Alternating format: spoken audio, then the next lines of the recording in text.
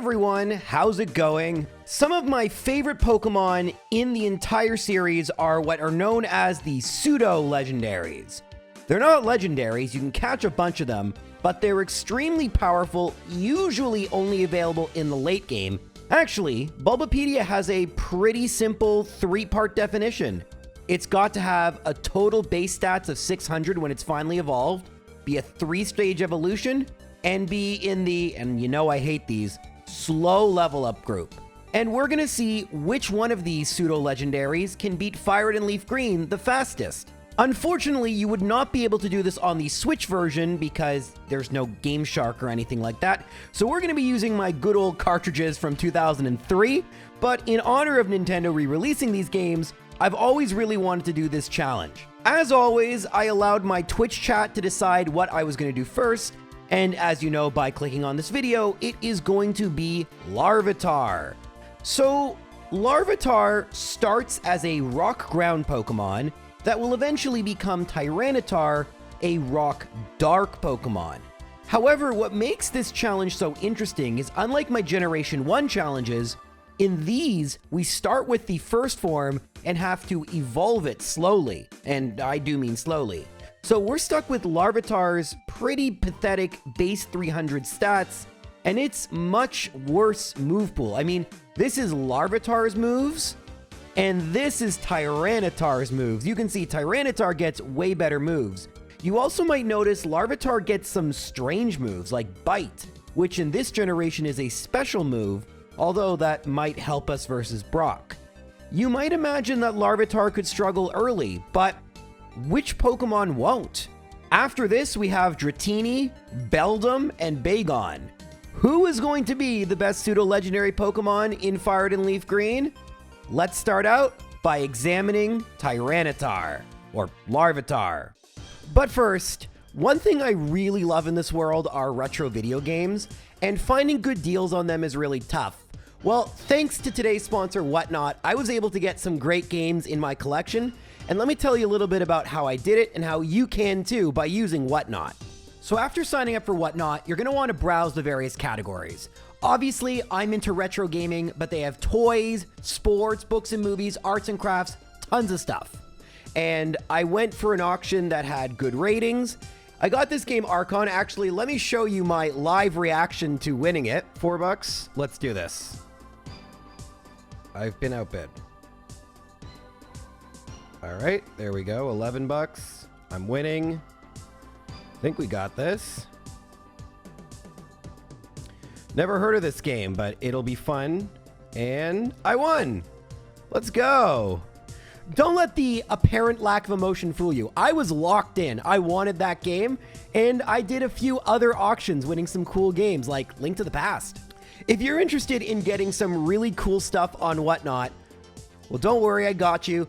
All you gotta do is click my link in the description or scan the QR code, and you will get $15 off your first purchase. Plus, if you go to my profile, TheJRose11, and follow me on Whatnot, you will be automatically entered to win a $500 credit to buy all sorts of cool stuff on Whatnot. So whether that's retro gaming, Pokemon cards, or hey, maybe some homemade arts and crafts, Whatnot's the place for you. All right, so Brock will be interesting. Geodude still just has Tackle and Defense Curl, which does nothing, and Bite has a 30% chance to flinch. It uses our inferior special attack, but Geodude has really low special defense. What's a little more concerning is Onix. Onix has Rock Tomb in this game, which could be pretty good, but so far it's just going for Tackle and Bind. So Bind is not like Bide. It's going to do actually just 1 HP every turn after it's used for, I think, 3 to 5 turns. Actually, this was really easy. I thought this would be a lot more difficult. Larvitar is at level 10. Brock has been defeated. Good start. But you know who was tougher than Brock? This Rocket Grunt. And you might wonder, why is this Rocket Grunt so hard? Well, Larvitar is not the bulkiest Pokemon. Yes, it may be rock type, but it actually isn't all that bulky. And I lost, I think, 2 or 3 times to this guy, which is a little concerning. Super Nerd Miguel did not prove to be any easier. And part of the problem is that I don't have enough power points for Bite. Now, you might be wondering, J-Rose, didn't you say Brock has Rock Tomb? Just teach that. Well, why don't we take a nice little look-see through Larvitar's TM moves and... Oh, what's this? We inexplicably, a rock Pokemon, can't learn a rock move for no explained reason? That makes a lot of sense. But yeah, it was a real problem, and even with a little bit of Darude, I actually wasn't able to beat Miguel without using my escape rope and going back out to restore power points and healing. Now, here is where I actually made a mistake. Even though I do beat Miguel on my very next attempt, what I should have done is battled some extra trainers. Obviously, I'm saying that now to you in hindsight, but at the time, yeah, I thought Larvitar would have a lot easier a time with Rival 2. Oh yeah, and if you thought we could learn Mega Punch and Mega Kick, yeah, well, you're mega dumb. That's just not gonna happen. So, Rival 2, oh god, this was terrible. Now, the biggest problem with Rival 2 was Sand Attack, not exclusively though. Sand Attack was tough, but even when you got by the Sand Attacks, well, that doesn't happen here. I'm not going to get ahead of myself. I tried to battle the Goldeen trainer because that doesn't have a water move. Can't beat her. But yeah, sorry. As I was saying, beating Rival 2 is really, really annoying. And you also can't beat the Swimmer Lewis, because he has water moves. Now, what I did eventually, and I do mean eventually because as Sean is probably scrolling through the footage and finding a lot of losses, he'll notice that I'm leveling up by losing to various trainers. And I actually, in this battle here, I make it all the way to Bulbasaur. The problem is, Bulbasaur just has to use one Vine Whip and we're done. So, what do we do? Well, this is where, again, leveling up in Mount Moon probably would have helped us a little bit. Like, I think it could have saved a few minutes, but eventually what I realized I'm going to have to do, once it became clear there was no way out, maybe I could have reset, but ultimately I just leveled up using the wild Pokemon on Route 4. It sucked. For the record, a lot of the trainers in Mount Moon would have been annoying anyway, so wouldn't have necessarily been faster. Now, you might be wondering, is there something I'm looking for? Something I'm leveling up? Also, interestingly enough, when I said I make it to Bulbasaur, Bulbasaur comes out second. So making it to Bulbasaur just means I beat Pidgeotto. But there was a specific level I wanted to get to, and beating Pidgeotto was kind of fast. Basically, I'd alternate between beating Pidgeotto, and then to kind of finish off the level, I would just battle the wild Pokemon. This seemed to be the fastest. In the end, I used rare candies to get to level 22 because at that point we get Rock Slide. Now, Rock Slide does not guarantee victory because it can miss. However, if it doesn't, actually, fun little fact, guys, my ability, just as Larvitar, because it changes upon every evolution, is Guts. So I actually did 50% more with Rock Slide, but I had to hope Bulbasaur didn't go for Vine Whip. This AI is not guaranteed to go for a super effective move, and Rock Slide would have been a two-shot with a 30% chance to flinch. So now you might think, okay, everything's looking up, and you'd actually be somewhat right. Last Haley is infamous in Red and Blue being really bad for rock Pokemon, and I even ran out of Rock Slides. You might be like, okay, you lost. But even with just Bite, I was able to win. And very soon, something really cool is going to happen. I first have to get by a Machop and a Drowsy. And, oh, not yet. Soon. Very soon. Very, very soon. Oh, wait, no. It's level 30, not level 25. What am I talking about? Not so soon. Ignore me. But don't ignore that we're about to battle Rival 3. And against Rival 3, you can see that we have some new moves, including 60 base power Dig and Brick Break, which we get. That is the TM. It's not Body Slam. It's, oh, wow. Okay, that can happen. That rudely interrupted my little monologue. But yes, we can. Oh, and Bite is not what I want to use. Come on. Press Select. Very good. All right, so we may need Flinch or Sleep Powder not to. Okay. can, like, I get, like, not the worst luck in the known multiverse? Actually, hold up. I can go get a Chesto-berry. Instead of getting a Great Ball in this part of the SSN, you get the berries, including a Chesto-berry. And I can equip said Chesto-berry in order to beat this rival, right? Yeah, this has been really tough. I'm actually kind of excited because, oh, well, maybe it will use Sleep Powder the next time. And then everything, oh, it flinched. Okay, great. Oh, I shouldn't use Bite, no! Okay, so for the record, the reason I use Bite there is it's a one-turn move, and it can't miss, but, oh my god. Oh, okay, that's fine, that's fine. All right, the Chesto-berry worked. Let's go. Go for Dig. Okay, finally. All right, so we have a pretty good move set now.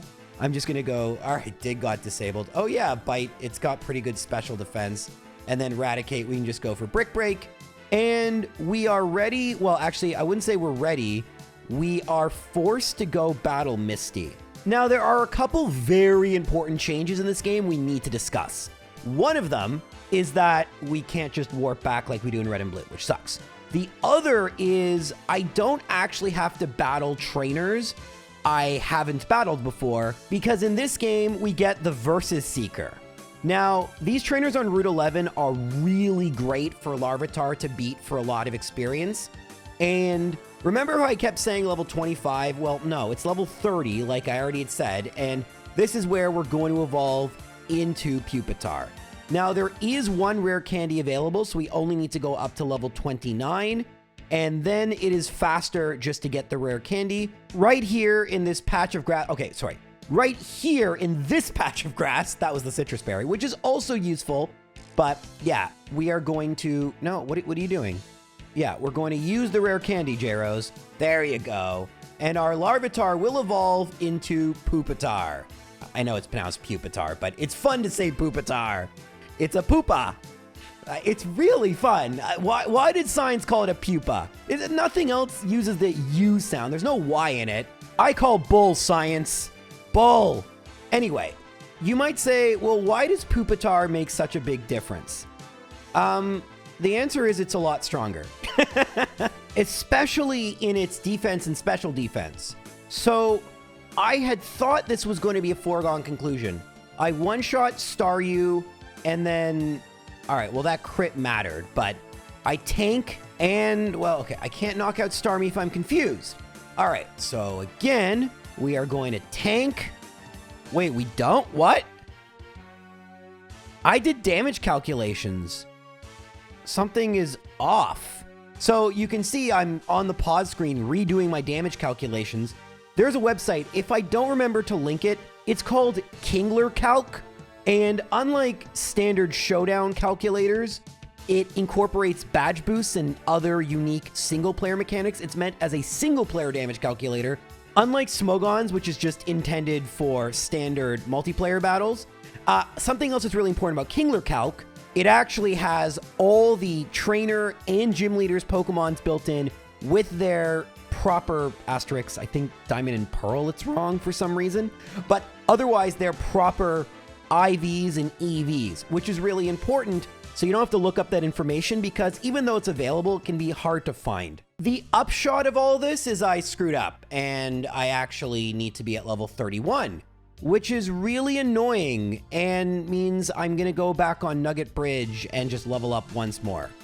And by the way, I did reset for a really good Pupitar, but ultimately I would have kept battling the trainers on Route 11.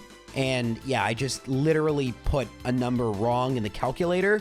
But at level 31, this should be guaranteed, right? Well, you'd think so, but you would be wrong because it's me and always something has to go wrong. What goes wrong here? I miss.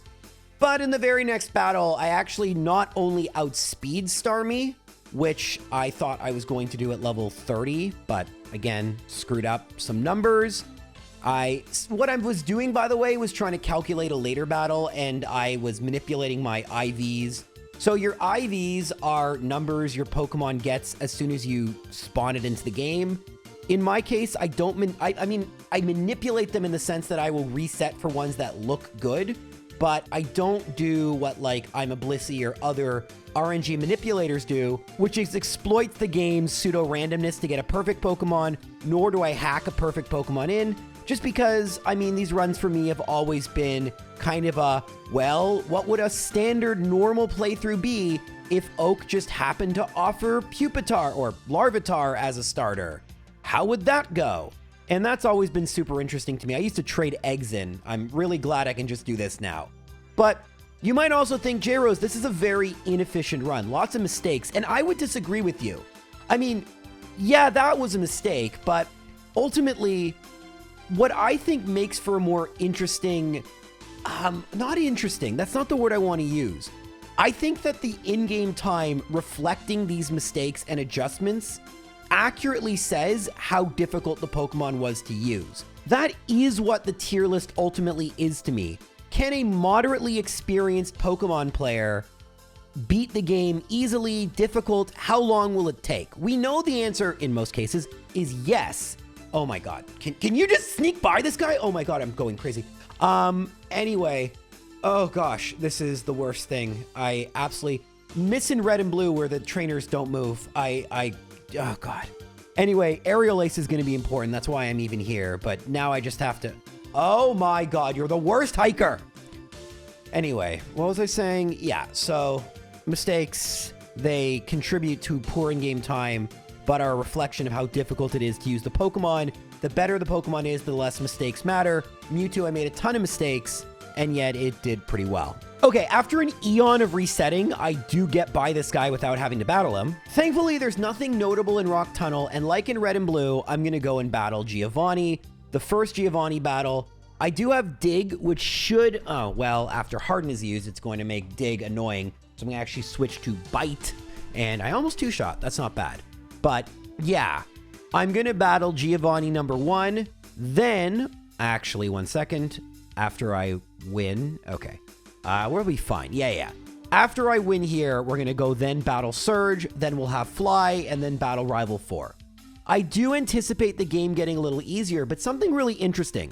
People have mentioned this during my Middle Evolutions run, and this is totally true if you used a team of 6 Pokemon or a Pokemon like Dragonair, Pupitar. Not that anyone really used Pupitar. One of the most annoying things about this Pokemon is that in Gold and Silver, the game it's first in, you cannot get Larvitar until basically right before the game is over. And by that point, there's almost no trainers to battle. There's basically nothing to do other than battle Red, which is really annoying. Actually, mini aside rant, at least Dratini was available in the game corner relatively early on. Sure, it wasn't completely easy to get it, but you could use a Dratini pretty quickly. Beldum is only available in the post-game of Ruby, Sapphire, Emerald, the game it's introduced, and Bagon takes quite a while. I believe you need Waterfall in order to get it.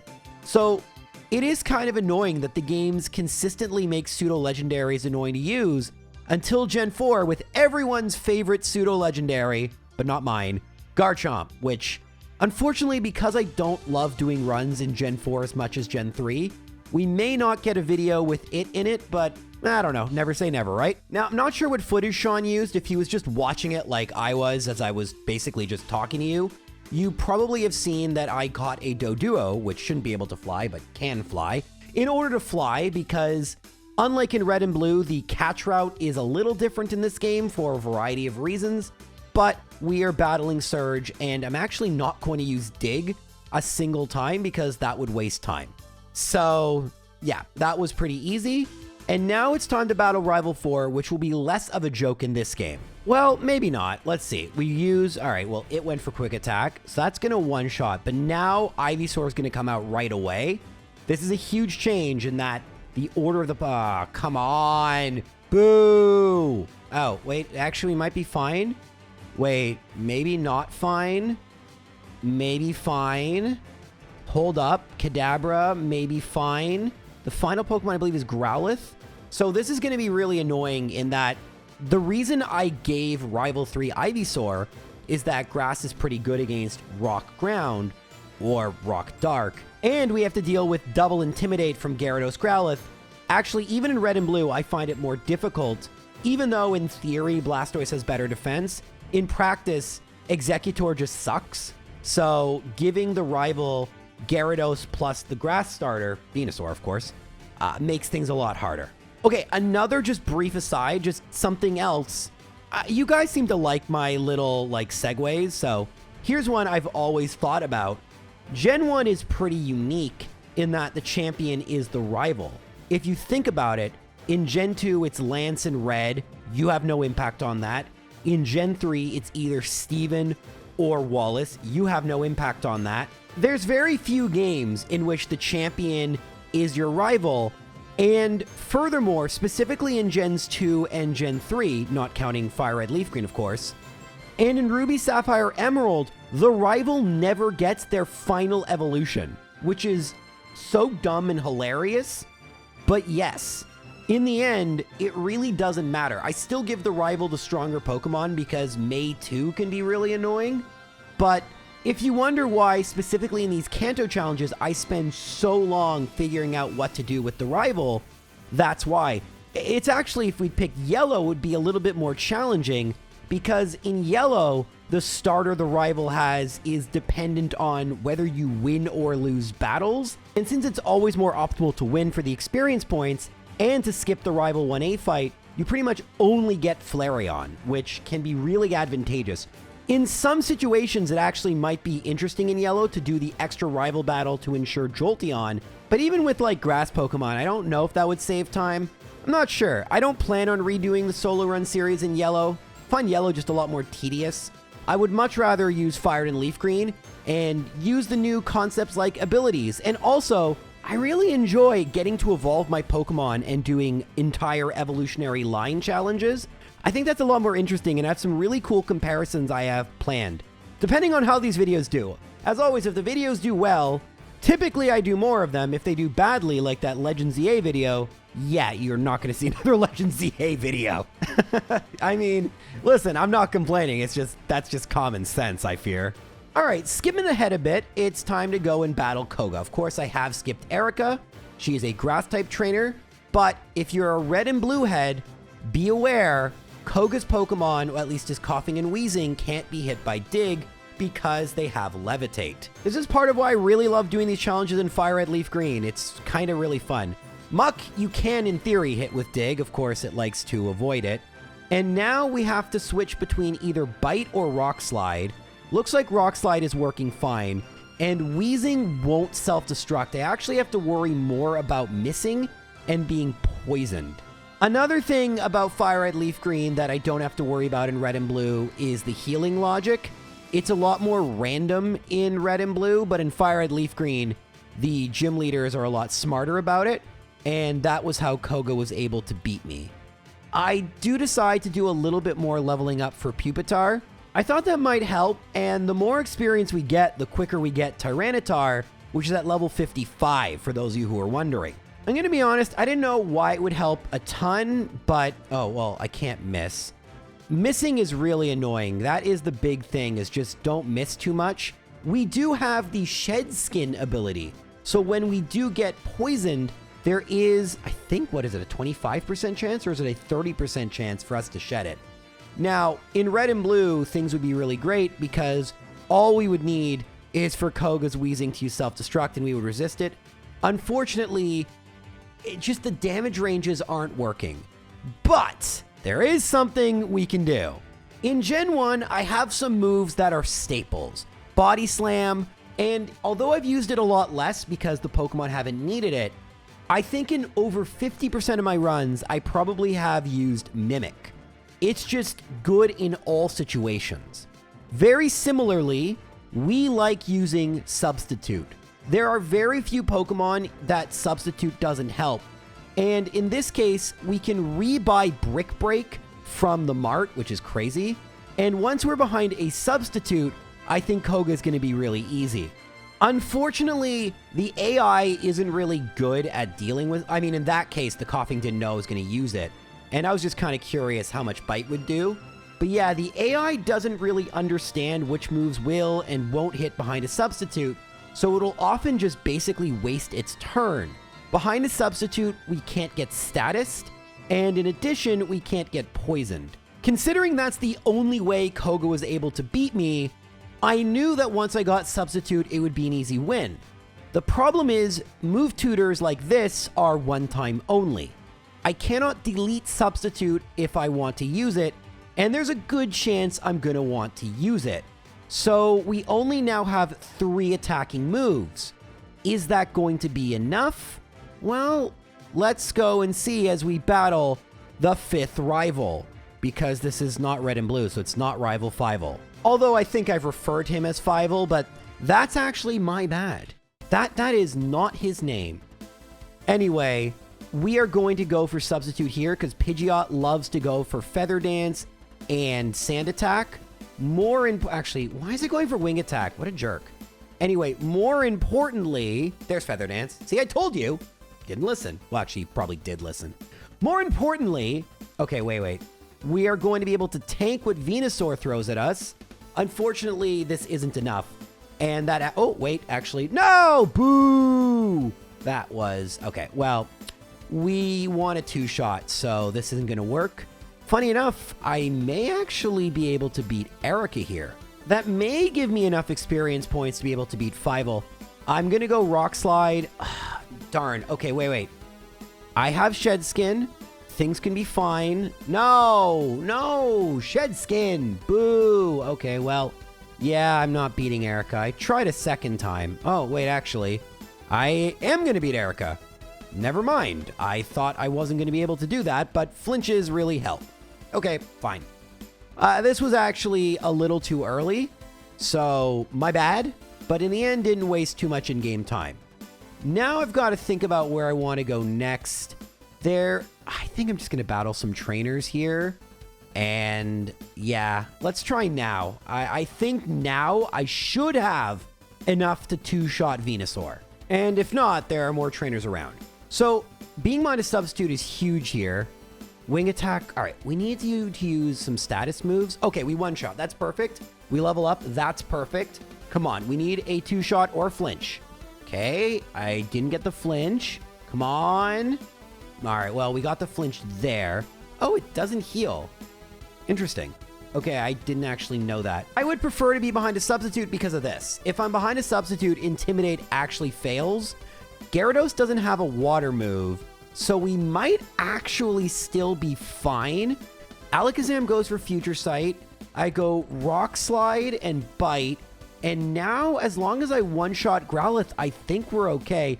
Actually, I think we can avoid Future Sight by using Dig anyway. And that crit may have mattered, but in the end, we were okay.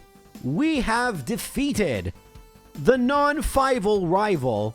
And after I skipped this battle for you guys because it's easy, actually ended up resetting. So I had to battle Rival Fivel not again, and I won again, which is cool. But I can battle Giovanni number 2. For the record, just before the battle, I absolutely despise when I make these mistakes and have to do the battle again.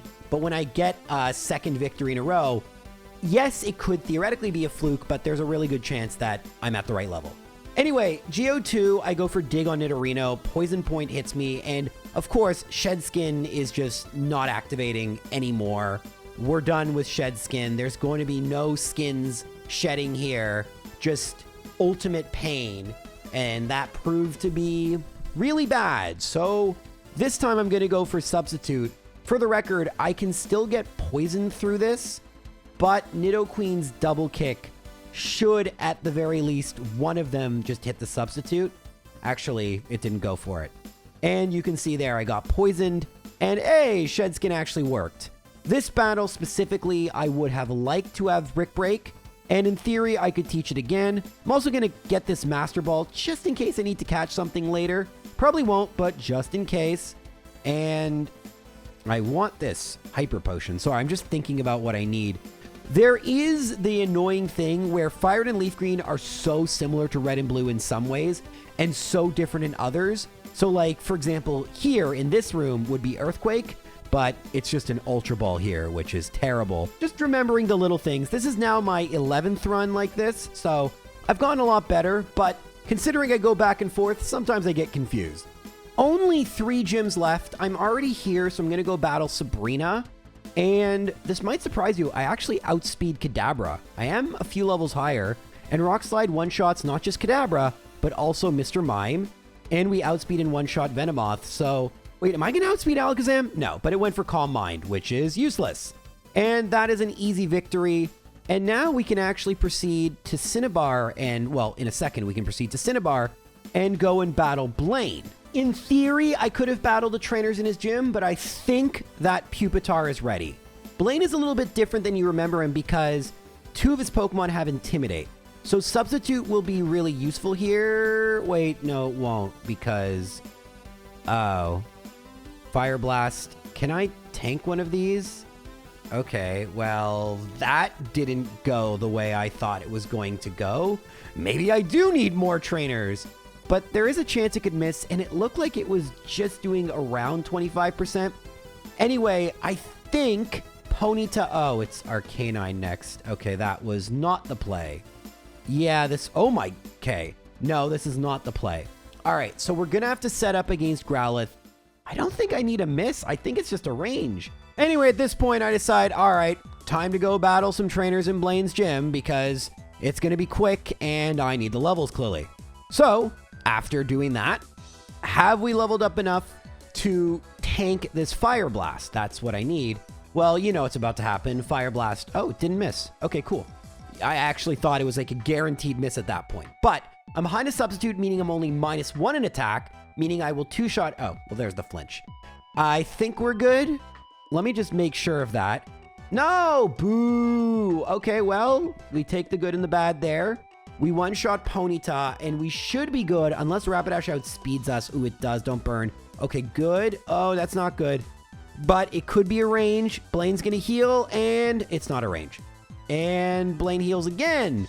But if I bite and then Rock Slide, don't burn, don't burn, don't burn. Yay. No, don't miss. No! What the? Ah! I hate this. Okay. Okay. All right. So we can see that we consistently tank Growlithe's Fire Blast. And now a miss would be sick. We don't get it. So we're no longer behind a Substitute. But that's okay. As long as we take down Arcanine, we should be fine. I'll use a Substitute here. And that should tank. And then no! Okay, yay. No, again! No! What is this nonsense? All right, can you just not be annoying for like 8 seconds, Ponyta? Okay, we knock out Ponyta. And now, for the love of everything that is good in the world, we need to go Rock Slide. Oh, it was a range. I hate this game. I hate everything. I am an angry, angry person. I am so angry. I don't hate this game. I love it. But I'm angry. Oh my, wow. Okay, well, that was irritating. Also, if you're new, you can just tell Bill no, and then he goes to the Pokemon Center and waits for you. And you should always tell Bill no, because we're trying to go fast, and that would be slow. As a kid, I didn't know that. I thought you had to do the whole Sevi Islands thing, or at least the first 3 islands, but no, you can just tell Blaine, yeah, I'm not gonna do that. Now, you might think we're in the clear. Everything is good. Everything is great. Well, in order to battle Giovanni, we need to battle a couple trainers. This trainer is very, very, very different in Red and Blue. Cool Trainer Warren. He has a Marowak, which is really good, a Nidorina, a Nidoqueen, and a second Marowak. And if you're thinking, wow, J-Rose, that's going to be really tough for you to beat, yes. All the trainers in this gym are really tough for me to beat. I couldn't beat any of them. And it was at this point I kind of realized maybe, just maybe, we need Tyranitar. So, the rare candies are in different locations. The one out of the way, thankfully, is not in the power plant. It's here in this patch of grass. So we're going to go get it, and then we're going to beat some trainers in order to gain the levels we need so that we can just use rare candies, or not, actually, because we just lost again. What trainers can I even beat? I'm sure I can beat some of these guys. Actually, wait a minute. Maybe I should use the rare candies first. Hear me out. At level 54, even though I'm still a Pupitar, I can easily beat Cool Trainer Warren and the other trainers in this gym. And for that reason, it is actually faster to use the rare candies first. And once I ran out of trainers, I just needed a little bit more experience points to get Tyranitar. And by the way, Warren still beat me or I reset. And now let's get some revenge. We have Crunch, Rock Slide, and Aerial Ace. An interesting moveset, but it shreds through Warren's team. And then you can see Aerial Ace shreds through Takashi's team. But what about Geo3, the reason we're actually here? So, by the way, Warren and Takashi are mandatory. You have to beat them in order to access Giovanni. Well, as you're going to see, Tyranitar is pretty darn good. The one weird change that was made, by the way... Actually, I'm going to go behind a substitute. Great, scary face. Giovanni number 3 does not have a Rhydon in this game. He has 2 Rhyhorn. I'm not exactly sure why this is. And we're just going to use Crunch. Look at how much this does. You don't think of Tyranitar as a special attacker, but it's pretty darn good at it. But here's the real test. Geo 3-0, usually pretty easy, but Rival 6 usually has a few rival tricks. Unfortunately, tricks are for kids, and Tyranitar is all grown up. We go behind a substitute, and then go for Rock Slide. Gyarados now can't intimidate us, so we're neutral. We do miss, and Rain Dance is fine. It's just going to actually speed up the battle because the Rock Slide would never end.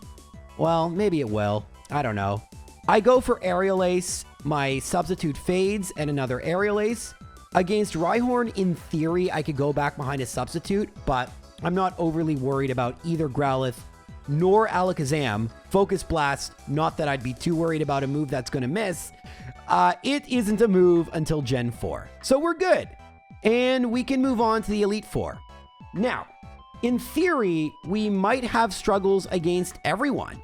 I mean, not Agatha because our dark typing, but Bruno is the fighting type guy, ostensibly. He could be pretty tough, and Lorelei's Pokemon are water Pokemon. They could also be tough, and Lance's Dragons won't be a joke, and they lead with Gyarados, meaning we're going to be -1 in attack. So this is going to be terrible, right? Let's see. Okay, so Lorelei leads with Dugong. Different Dugong than what we're used to. For whatever reason, it's going to have to go for Hail turn 1, so I go behind a substitute.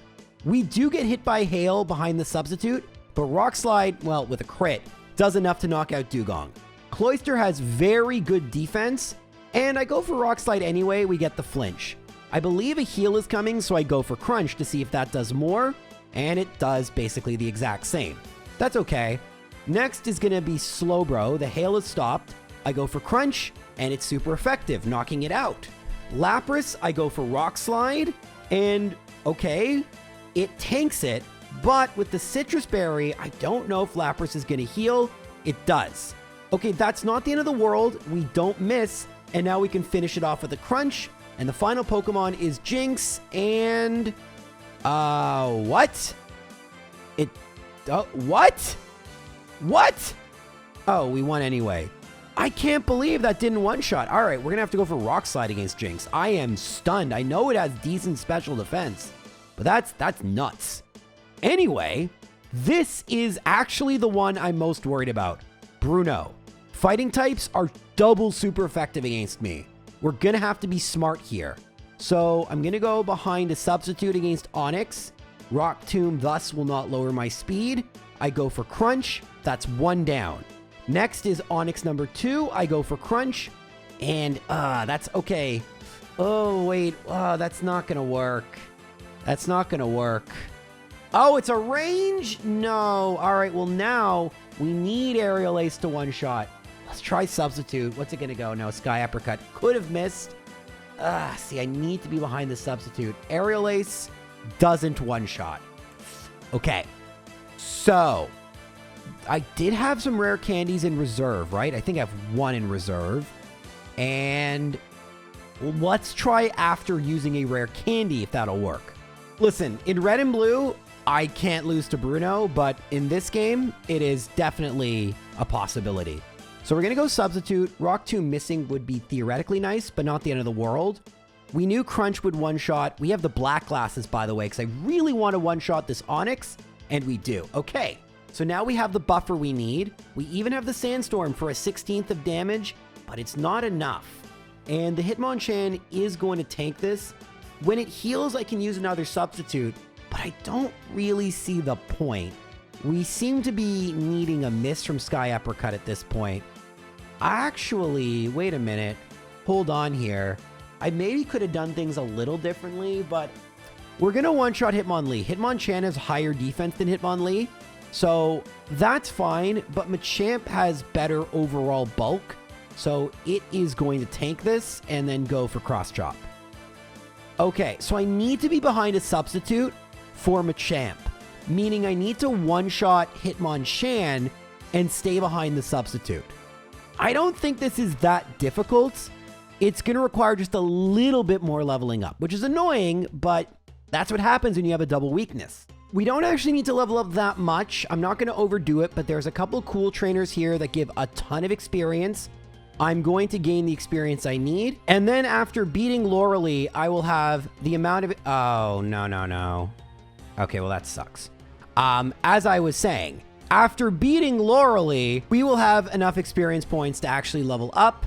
Actually was a little inefficient, but that's okay. We're at level 60, and this should be what I need to beat Bruno. Don't know about the rest of the Elite Four, but I think Bruno is fine. So, substitute needs to happen here. Rock Tomb missing would be nice, but it actually doesn't matter. And then Crunch, we have the black glasses, so we should one-shot here. And now, all we need...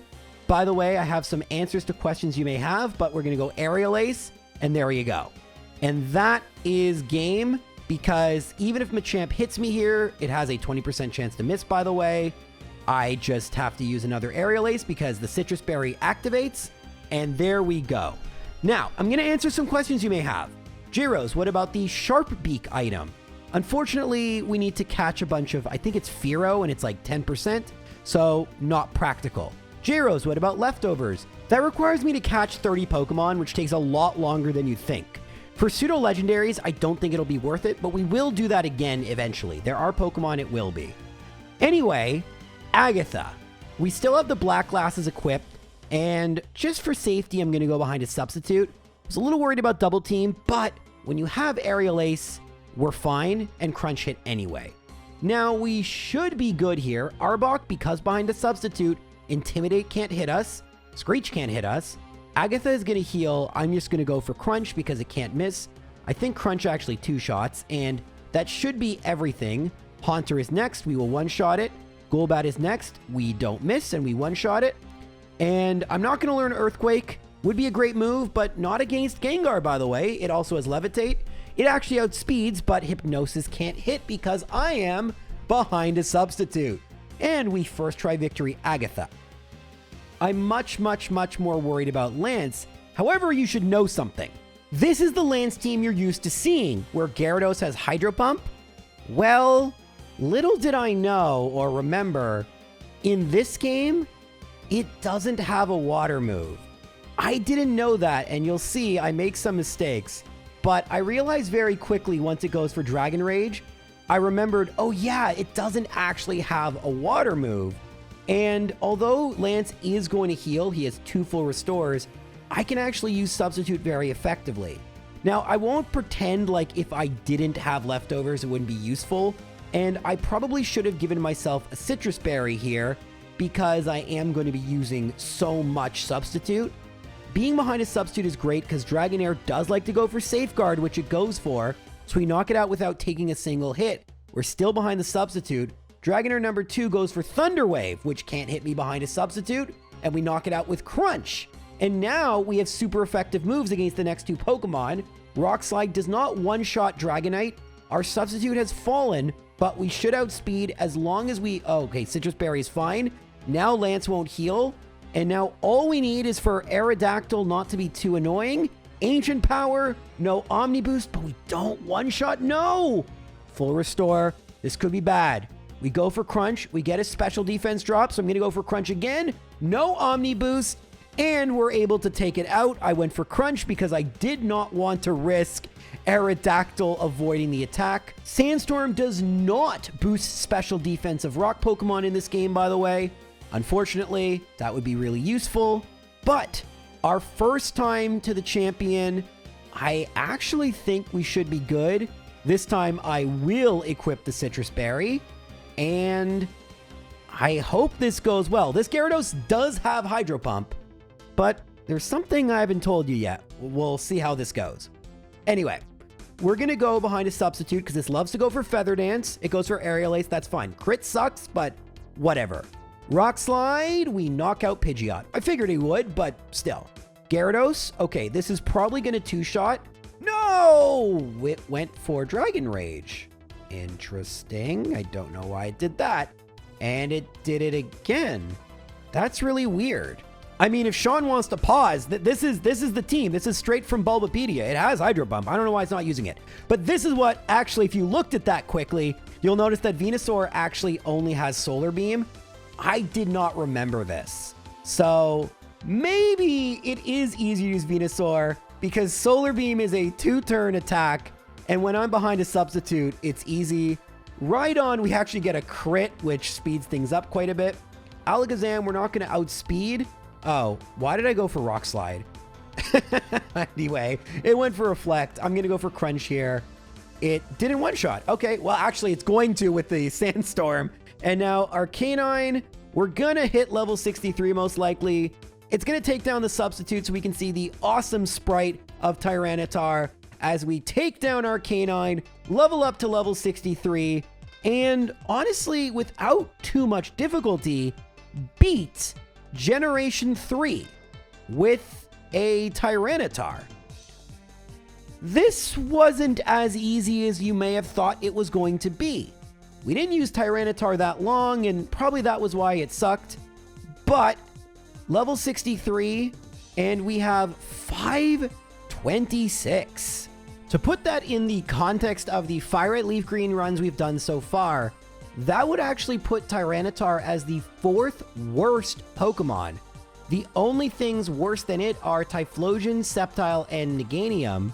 In fact, it actually had just a minute slower than Typhlosion, and the only reason it beat it out was that it is, because it's in the slow level up group, a few levels lower, but it is significantly worse than some of the other Pokemon on the list. And I think part of that is how much it struggled as a Larvitar, and I think part of that is being in the slow level up group, but we still have 3 Pseudo-Legendaries to go.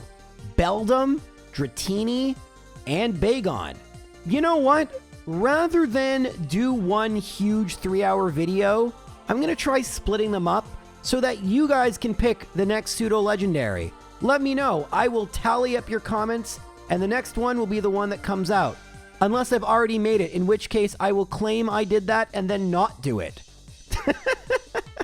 You'll never know! Anyway, guys, thank you so much for watching. I'll see you all soon. Take care.